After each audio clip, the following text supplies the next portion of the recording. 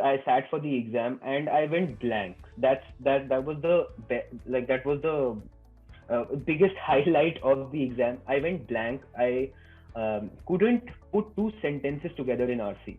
Okay, so my quant score was Q49, verbal was V31, and honestly, I was shocked to see the score. I had already put in, you can say, easily over 400 hours studying on my own. Hey Anant, firstly, congratulations on scoring an amazing 750. Does it feel like a dream come true? It does. And before I answer anything, thank you so much for, I'll be talking more about how you have helped me, but at the very outset, I would like to thank you for the tireless efforts which you've been putting in the last few days. It's been amazing. I feel that, I've achieved what I had targeted for sure. So it's definitely very fulfilling. You've started the new year the right way. It's a truly happy new year for you.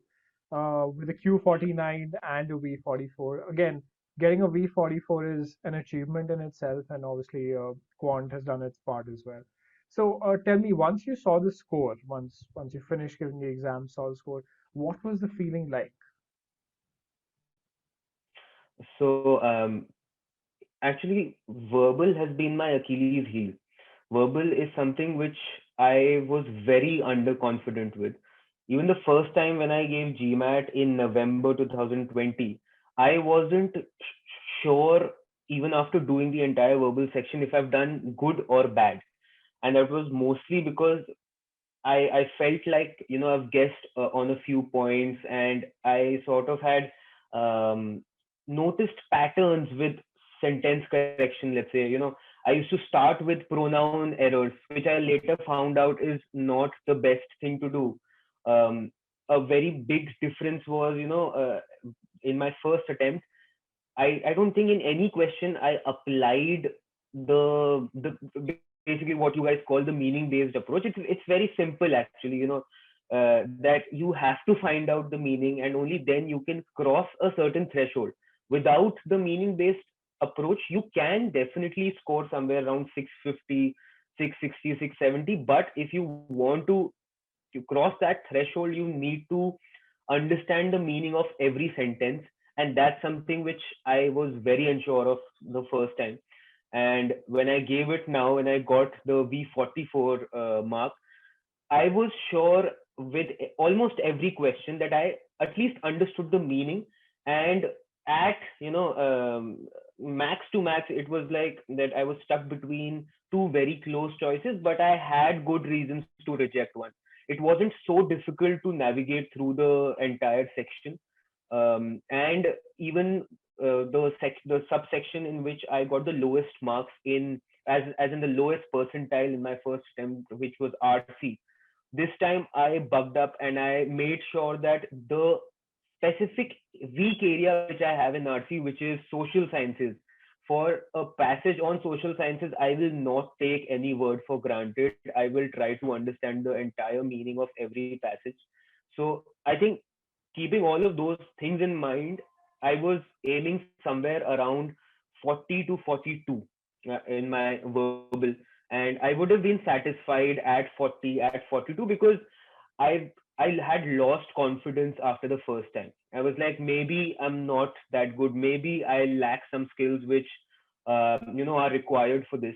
And then when I got a V44, I was very very happy. And then I felt confident about one fact that, okay, the meaning based approach, the new approach which I'm applying for every question, which includes meaning based approach. There are a lot of other things which I did this time too, but all of those things were actually correct. And that's a very big factor for any student. Any student always doubts himself or herself at every moment of preparation, if what they're doing is correct or not.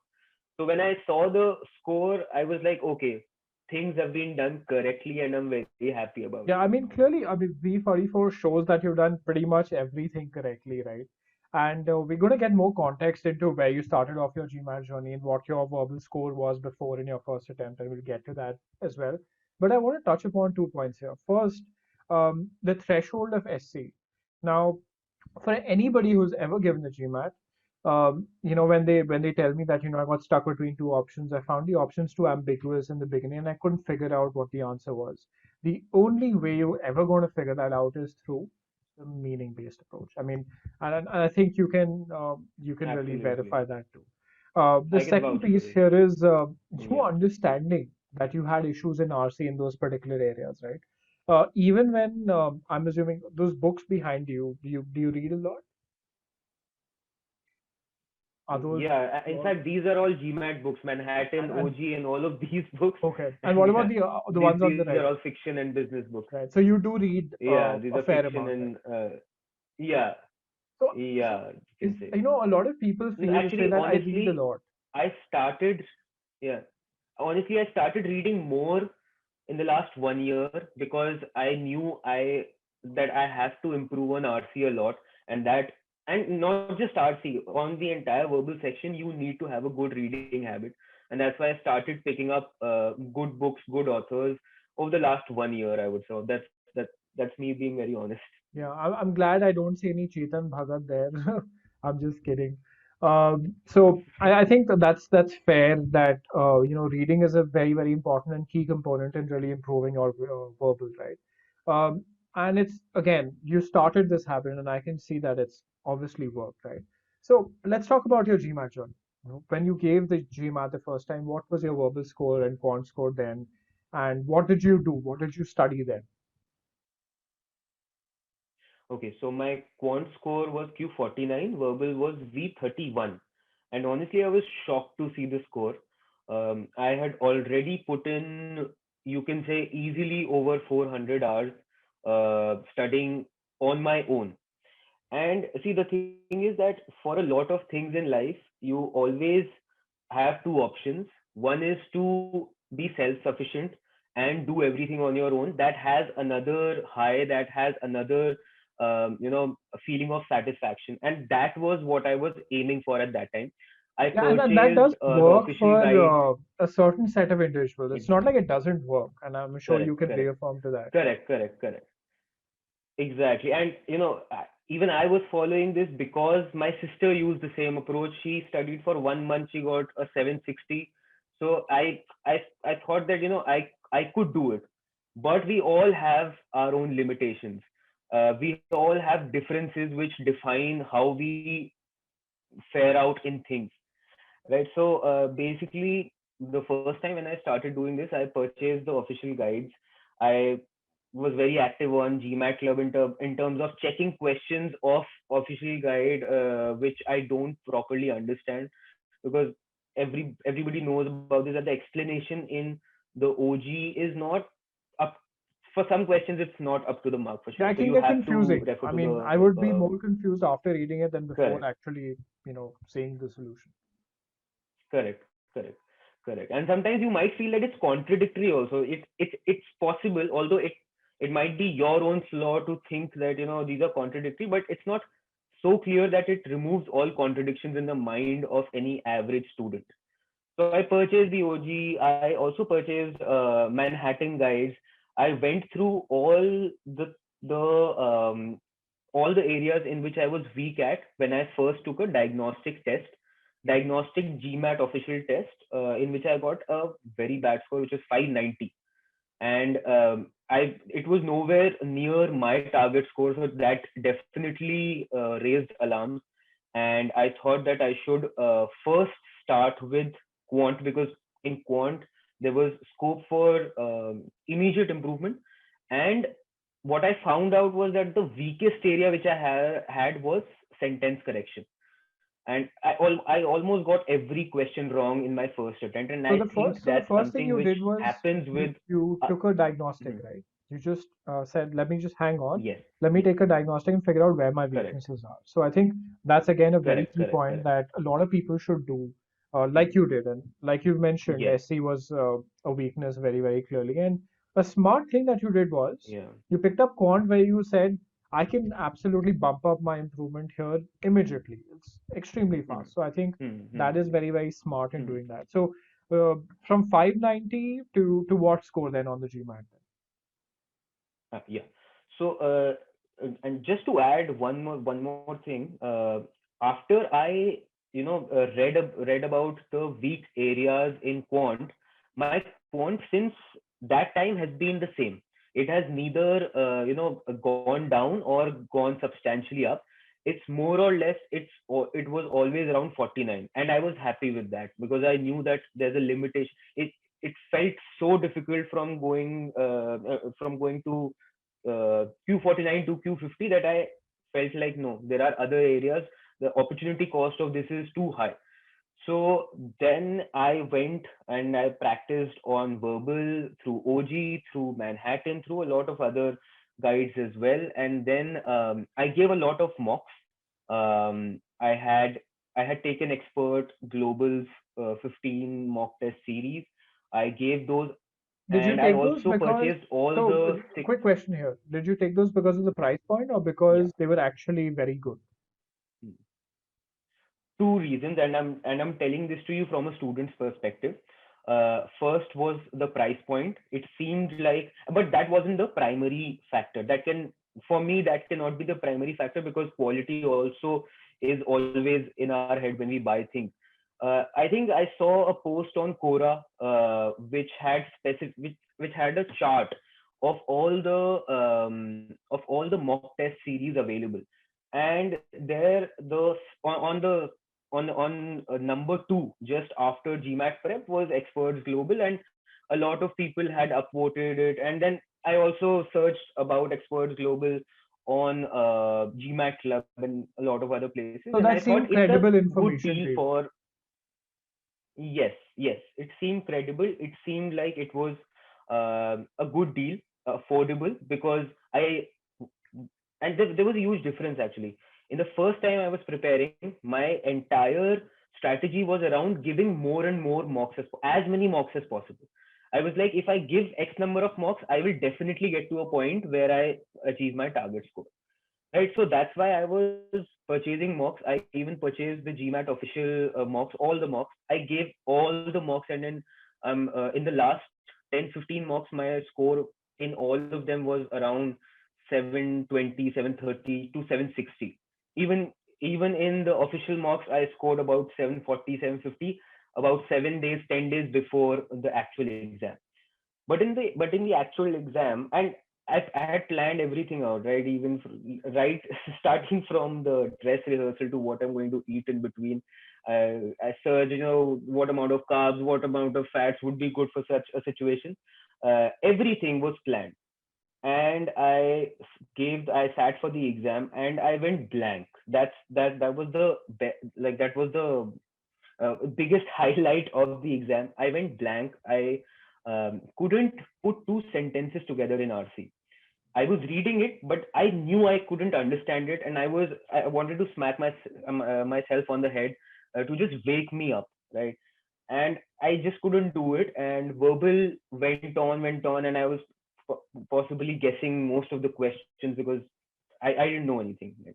It wasn't like I didn't know the concepts. I just went blank when the actual day came. I probably felt very underconfident with the concepts which I had learned, but I knew them, right?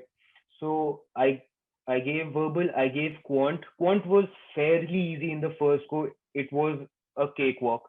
IR was also superb, no issues there. AWA was also very good. So after I gave it and I received V31 and Q49, I was shocked. I went into a sudden burst of depression. I was like, how can I get this after so much preparation, uh, so much strategy, so much planning, and that's how I ended up planning to take another mock because that score was nowhere near my target score. Yeah, let's talk about a few data points here. And that's a lot of information to take in, right? So 400 hours of study, that basically amounts to about 4.5, 5 months of work of just you doing everything that you can to really get the score. And then you end up with probably, I think, a 650. was the score, or uh, 670. 670, right? And it hurt. 670. It hurts real bad, right? And when you say you blanked out, yes, you definitely blanked out. But going into the exam, if you blank out, basically means you're very unsure of what the outcome will be, right? There's an intangible of that confidence level. I think that's something that is very, very important when you go into an exam. So highlighting a few things here: mock strategy, buying so many mocks, experts global, official, Manhattan, whatever. Now that you've taken all of these mocks and you've taken Sigma X mocks, you've taken 3 of Sigma X mocks, which mocks do you think are the most accurate in really putting you into an exam environment and predicting your score? Okay, so I think I'm being very honest here. No bias here. No For bias here, GMAT please. prep Yeah. official mocks, yeah, yeah. So for GMAT official prep mocks, I heard that they're the best, and the standard deviation would be somewhere around plus minus 40, and it's very rare that the range goes beyond that. But all of that did not work out for me. I was breezing through every GMAT official mock. It was very easy. It was definitely easier than the verbal on the test which I saw. And that being said, I honestly feel that it's not just the quality of the exam, of the mock, which matters. It's you being comfortable in the situation which you are giving your mocks in, right? Although I made sure that I'm in an exam environment that worked against me. Things like I didn't allow anyone to enter the room when I was giving the mock.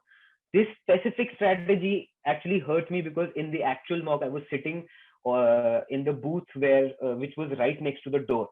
So I wasn't used to any of the real things which mattered. I was used to silence. Yes, that was something which I was used to, but So you were too that well was prepared. that could I have mean, helped on the actual day. I've never heard this, but you were too well Exactly. I was prepared. too yeah, so I made myself too comfortable in my home environment, right? By giving so many mocks, I did that. I'm now going to tell you which all mocks I given. I'm going to be brief about it. Princeton mocks, very easy. Uh, Good only if you're just starting out. If you want to get confidence, if you want to score, let's say 720, 740 in your first second attempt, go for Princeton mocks. Manhattan mocks, I've heard a lot about Manhattan mocks, and especially that their quant is very difficult. And that is precisely the reason I never took it. I did not want to get demoralized uh, because I knew that it's definitely above what is asked for. And I was like, no, I'm not doing this.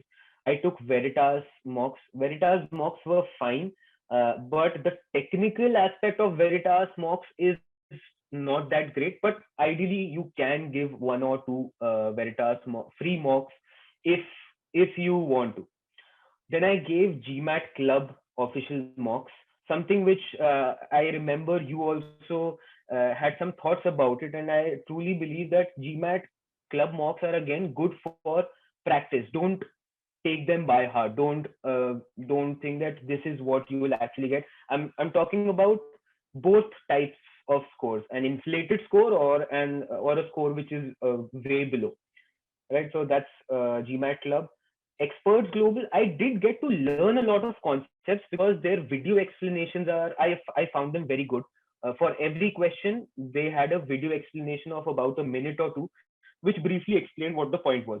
But there was a very deep issue with Experts Global, that their mocks got repetitive. I exactly knew that okay, um, in SC, a subjunctive question is going to come. It's going to test this thing.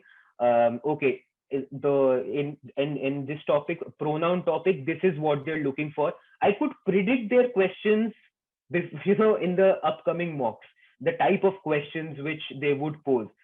Even for RC, their questions are very typed. So if you've given the first few mocks, the last few don't really make sense for you to judge yourself where you're at, Which is right? probably because there's so Then many okay, of I them, right? think There's like 15 of them. So I don't know how correct. many questions you can It's get out 15 of of them. 15 mocks, because I mean there's only a certain point to which you can Hmm. learn.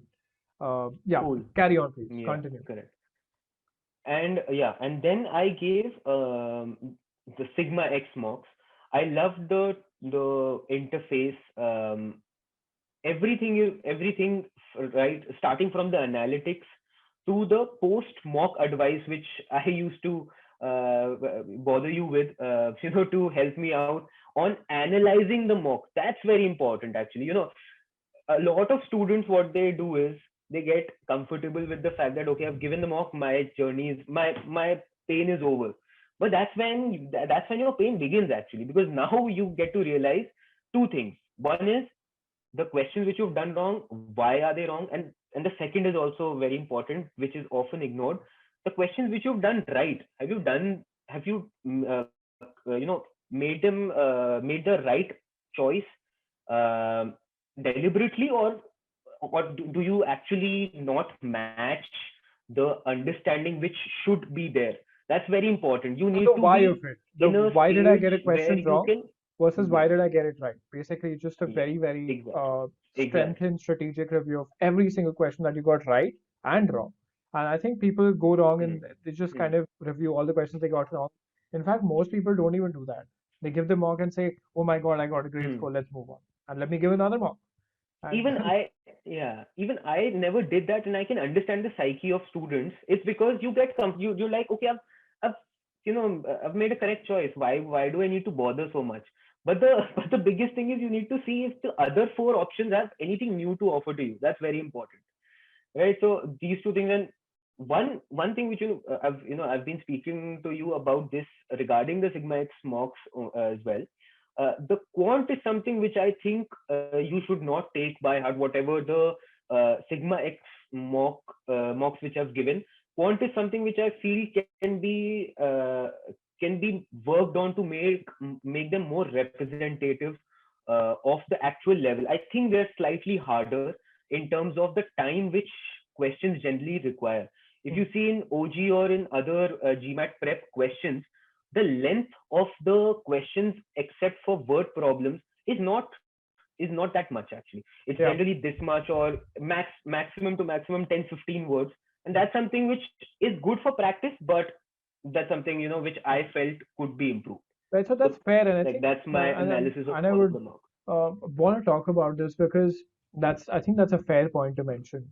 And the beauty of this is, think about this, right, Anant, we wanted to create a mock that puts you in a situation that you've never seen before. That's exactly the point when you go Hmm. to your GMAT, you're Hmm. Hmm. obviously put in that position, right? So I would rather give you something slightly harder than something slightly easier Hmm. because you become Yeah, complacent yeah, if it's I the other way understand. around, Hmm. right? So I think Hmm. Hmm. there Hmm. is value in that, but yeah, feedback taken about that.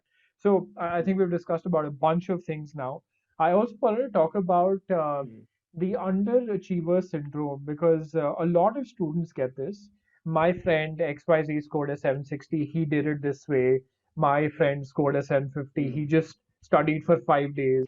My friend, just studied for Yeah. 16 days. He didn't even do anything. He just sat for the exam and he got a Hmm. 760. Uh, I Hmm. genuinely believe that we should not, everybody has their own strengths and weaknesses.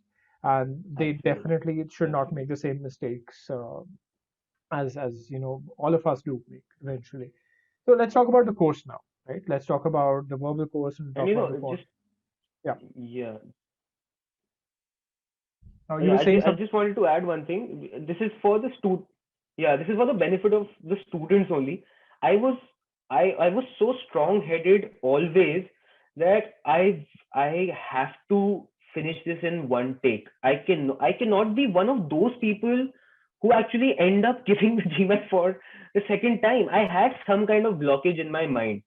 And when I got my first score, I was depressed mainly because of that, because I had set some standards for myself, and apparently those were not working. So But now what that you think everybody of it, needs is to that right? understand is, no, absolutely not. As you said, everybody has their own journey. I can't compare this journey with anybody else's journey and say that I've tried it for the second time and it only worked then. That's not correct to say, because everybody has their own skill set and their own good and bad time also. So you cannot be so stuck up on this one thing that that I have to do it in one go or something like that, I unless think you that's have some fair. kind of That's restrictions. Yeah. absolutely fair. And I think there's value to that. And a lot of people don't realize it. They kind of just kind of take that for granted. Let's talk about the quant course, right? So you were going through quant, you had a good quant already. And let's now talk about the intangible, Hmm. the confidence factor of going into the exam. Going into the exam, about I think 7 or 10 days before, you scored a Q45 on a Sigma X mock. And I know why you would say that, Hmm. the quant is harder. But then Hmm. I Hmm. came Hmm. back to you and said, Anand, hang on, it may be harder, but there are gaps that I Hmm. see in your learning that I want to kind of bridge, right? Hmm. Hmm. Hmm. And then Yeah. I got you access into the algebra trial as well, and you already had access to the number Yes. properties and geometry Yes. new course. So I just want you to talk about the value of actually doing this course the right Hmm. way, and actually doing this course. You did the number properties course, you Hmm. did the geometry course, you even did the algebra course, Hmm. right? Hmm. What's the value in this Hmm. new Hmm. quant Hmm. course? So honestly, here is where the some personal principles come into picture. I feel like if I'm doing a course, if I'm investing money and time and my energy, I should do it the right way. I will not just half-ass it and at the end try to blame every other factor which may or may not have worked. So when I joined the e-GMAT course, first of all, I was very skeptical, and I'm being very honest. I was very skeptical of joining the e-GMAT course, and this is something which a lot of students will, they might they might have this in their minds right now. I always used to see so many success stories that at some point of time it started working against the brand image of e-GMAT. I thought there's something wrong. First of all, and that's reasonable to be that it's reasonable to be that cynical. And then at a few places I did read some negative reviews about the support team and about a few other points, right? Then what happened was I stumbled upon a review of some some Russian guy who had taken the e-GMAT course, Valentine. and he had also written. I don't remember. Yeah, I think so, Valentine. Yeah, I think so.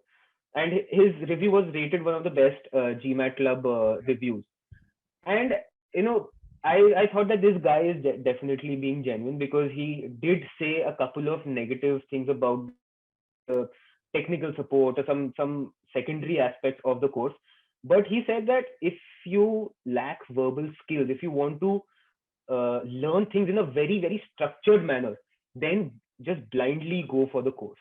And then what I did was I took a diagnostic, the free diagnostic test which is available on e-GMAT for sentence correction, and I scored horribly. And again, I was cynical. Again, I thought that maybe they're putting so many difficult questions that all students just want to take their course up. Then I thought, no, there in fact are conceptual gaps which I only come to know of when I'm done with the test. And this used to happen a lot of times, right? So when I did that, I got in touch with someone called Dhruv from your team Yeah. to just have a chat about a study plan or my future plan. And I explained to him my entire history, the amount of time, energy, and everything which I had spent already. And then he suggested that I can take a course on e-GMAT for both quant and verbal. Earlier, I was a bit skeptical of not of taking quant, but as you just mentioned, in fact, the access which you had given me to the new course worked very well, I think, for two reasons. One was in quant, I wasn't in a position where I had to start from scratch. I wasn't in a position. Neither did I have the time to go through every file, every theory file. I needed to. And this is something which is beautifully covered in your stage-wise approach.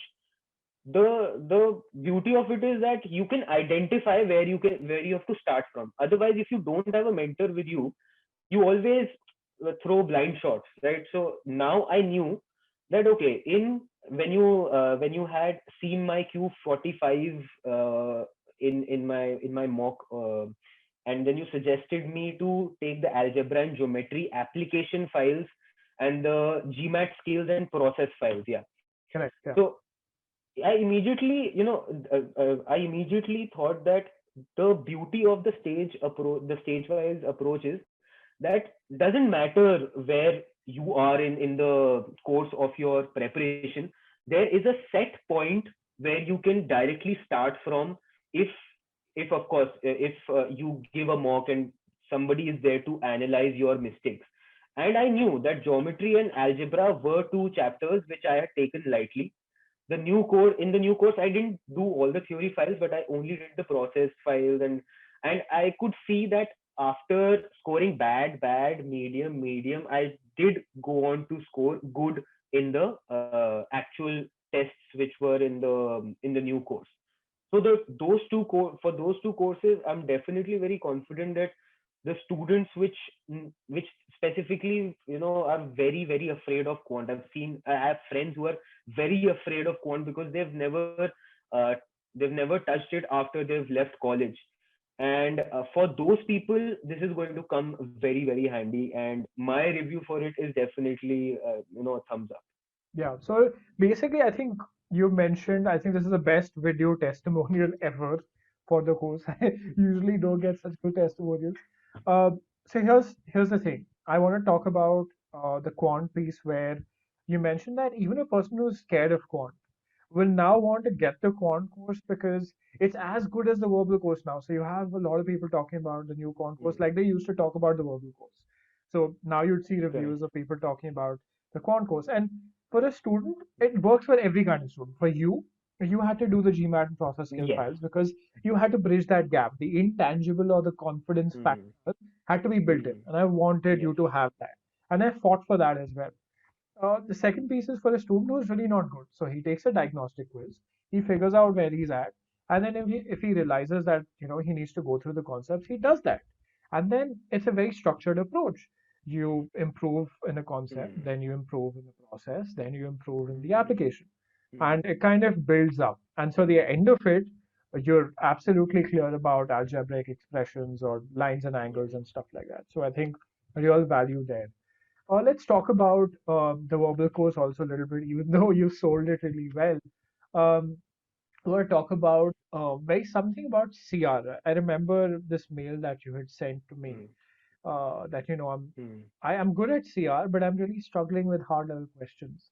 How did you manage that? How did you? Mm-hmm. What was the solution to that? Because a lot of people struggle with CR hard questions and You know, take very long yeah. on it. Hmm. My weakness in verbal was CR. That was my biggest weakness. Even though my ESR for my first attempt suggested that my weakness is RC, I knew that my weakness is not RC. My weakness is CR. CR was something, after one point of time, I kept doubting myself if I apply the right logic to this entire word. Am I being logical in my daily life or not? Because I'm getting almost every hard question wrong. I'm stuck between two options, and I'm always choosing the wrong option. And how I simply couldn't, understand how that is possible. In fact, I remember Dhananjay, sometime back you had sent me a video testimonial of some girl who had scored really well. I don't remember her name Arshita? actually, but she said that CR was her strongest area. I really don't remember her name, but Okay. she said that CR was her, she was very comfortable with CR. And I was like, oh my God, are there people like that who actually breathe through CR? I was very tensed about CR, honestly. And that was the core of my initial mails, which I had sent to you, to Dhruv.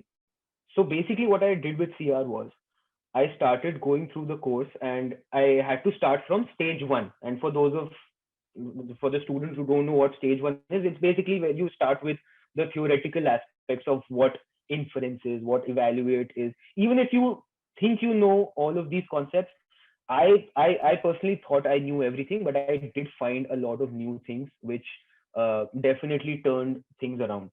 And once I finish the theoretical part of it, the the best part was the application part, where I think you guys call it the cementing stage two, Yeah. basically, where you have to take cementing quizzes, and you have to reach a certain level.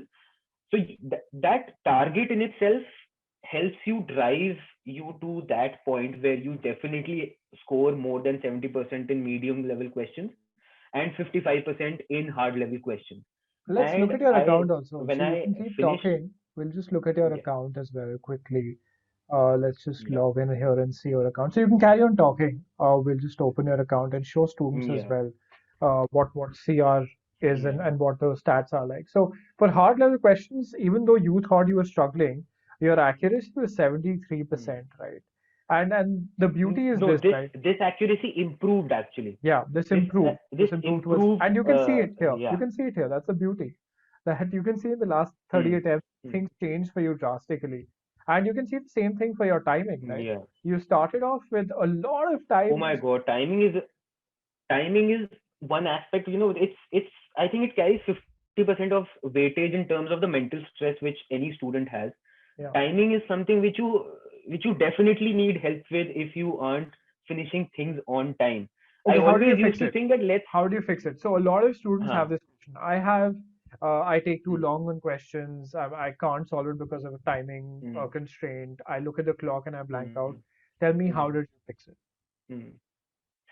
Okay, so before I actually do that, I'll just mention one small thing. There's a very famous book, a CR Bible. It's called the Yeah. CR Bible, and then if you go on the preface of it, there's a very interesting study mentioned, saying that if you do the first 10 questions correctly, spend more time on it, then definitely they had shown a graph that the score accuracy actually improves way more if you focus on the first block. And my timing issues were because of this strategy, because I used to take too long in the first 10 questions. I used to be like, I don't want to care about the last 5 or 6 questions, even if I mark any, let's say, the option E in all of those, maybe one or two will be right, and because they will be difficult level questions, I would have already achieved a certain stage, so it will be fine. So that was my issue with timing. Timing wise, actually, another big issue which I think you helped me out the most, uh, and I owe everything to you for that. Note making. Note making is something which is not talked about anywhere. Yeah, even if you go to GMAT Club, if you browse the entire YouTube content for GMAT, note making is something which is not talked about that often. And I understand why it is so, because it's a very personal thing, right? Because everybody takes notes differently. But the problem which I was facing was, I was making extensive notes. I was writing every after, for example, in RC, after every sentence, write a short summary. Every sentence, write a short summary. For CR, similarly, for every sentence, write a summary, and then pre-thinking, in the pre-thinking stage, I used to take my time. So I thought 3 minutes are fine for CR, and this was primarily because I thought that in SC I will be able to cover up, because in SC I never used to make notes, and that's something which I think is mostly universal. But in CR and RC, the day when I stopped making notes, the day when I started visualizing. As I remember you specifically telling this to me repeatedly, that start visualizing, things will change drastically. Like, I used to finish before time, and the accuracy was more or less the same, and it slowly started increasing because I had more time to understand the meaning. What happens in note making is actually, Dhananjay, that you're so involved in making notes that somewhere the process of actually understanding the meaning is given low priority. Because you're focused on You think writing that, okay, if you put and this not down really in right. comprehending, right? Correct, correct. Sometimes you're focused on, what symbol should I use for change, what symbol should I use for price. All of these things don't really matter if you have a timing issue. I think my personal suggestion to every student, give up note making, start visualizing. In fact, there's a webinar which I attended of e-GMAT. This was when I had access to that free The live sessions around coach? Live 360. sessions coach? Yeah. Yes. So I attended one webinar which was on visualization, and although it's not anything new, right? It's not something which is very new to all GMAT aspirants, but it's something very logical that you definitely need to make visualizations in your own mind rather than make extensive notes. So I think that worked out the best for me, and that's how I improved my timing drastically. Perfect. I think that's great. And that's one piece of improving your timing. The second piece of you improving your timing was when I think you wrote to us after a while, and I don't reply to as many emails as I used to because I work with a lot of students like you now, and I handpick them. So I finally read your mail in the inbox again. I was like, Anant, I'm back. Hang on, let me just let me intrude here and let me figure out what's happening. And I said, let's get on a call. Let's get on a call and let's figure out what went wrong. And I spoke to you about test readiness, and a lot of people take this lightly on Hmm. what these test readiness aspects Hmm. are. So, uh, what Hmm. what really helped you about that plan that I shared with respect to test readiness, and how did it help timing? Putting your yeah putting yourself in uncomfortable situations. See, if you say that, if I'm going to put 10 questions, 20 minutes, that's comfortable for you. You can do it easily. That's not how the test day will be, right? Although the test will have those many number of minutes, but you have to, take a margin of some percentage of time which you will not be able to think about, right? That time will be gone, right? So I think this is something which you would you I think you already suggest to all of the students which you handle, that do the test readiness with less amount of time than actual time, because And so, by the that way, some creates of them the listen real to me. pressure. Some of them listen to me, and some of them don't. Most of them who listen to me kind of it Mm, works for them. And I just want to point out to mm, everybody who will watch this that you're one of the most diligent students I've worked with. If I asked you to do something, you did it. There's trust there. There's faith there that this guy is actually telling me the right thing. In a lot of cases, that's never there mm, in itself, right? Now moving on to mm, the next point, I mean, test readiness is something that transitioned you into the mocks, right? And in the end, we spoke mm, about your mocks. You took three mm, mocks this time. You had fairly up and down mm, scores. We analyzed your mocks. And then I mm, think you were traveling mm, to Pune and you called me and said that, okay, taken this mock. I created that video for you as well, that video analysis. mm, And you said that I want to mm, talk to you about something. mm. Um, do you remember what I mentioned to you on that call, on that quick call? This was the day before the Yeah, exam, yeah, right? yeah. Yeah. Yeah, so I had taken the mock and I did not score that well. But even at that point of time, because I knew that I've done everything right according to what you guys have, told me.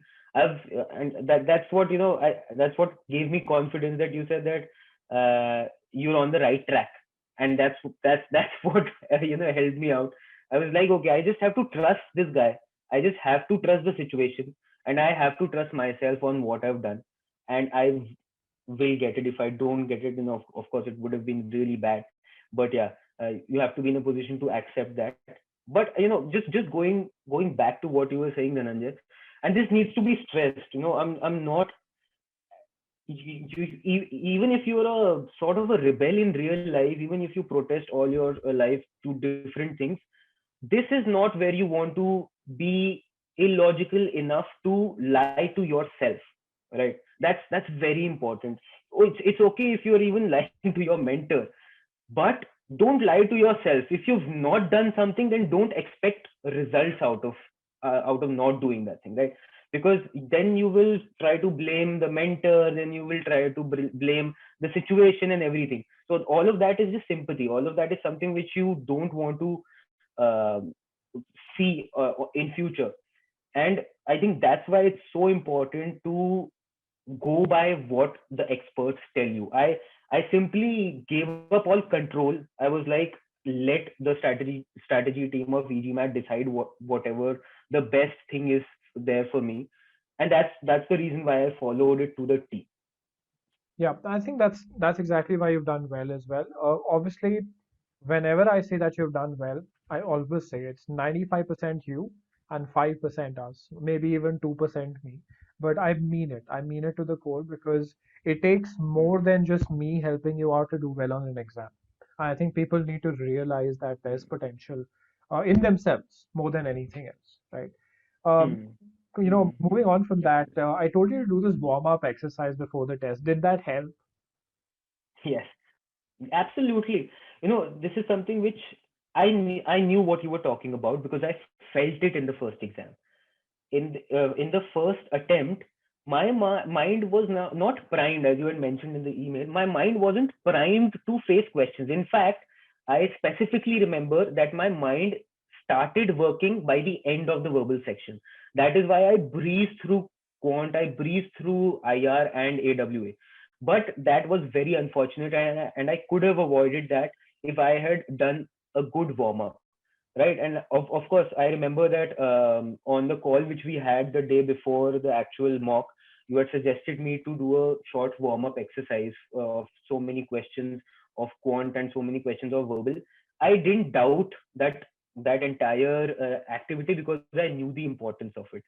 Some people, they might have a hard time thinking that, no, I'm already going to be so stressed in the exam, why do I need to stress myself before the exam? In fact, if you go and look at some GMAT Club reviews, I found this, one person had said that you don't want to be making a lot of decisions on the day or in which you are on which you are giving the exam. So before the exam, try to take as many less decisions as possible. But I knew that this was the mistake which I actually committed in the first exam, and I cannot do this again. I have to warm up enough before the actual mock so that things don't come very surprising to me. And why do I know this? I've given the GMAT myself. Happened with me. If it happened with me, it's obviously happened with everybody else. So clearly, there's value to that. So again, you scored a 750. I'm very, very, very happy for you. Can't tell you how happy I am. What's the next step from here? Where do you go from here?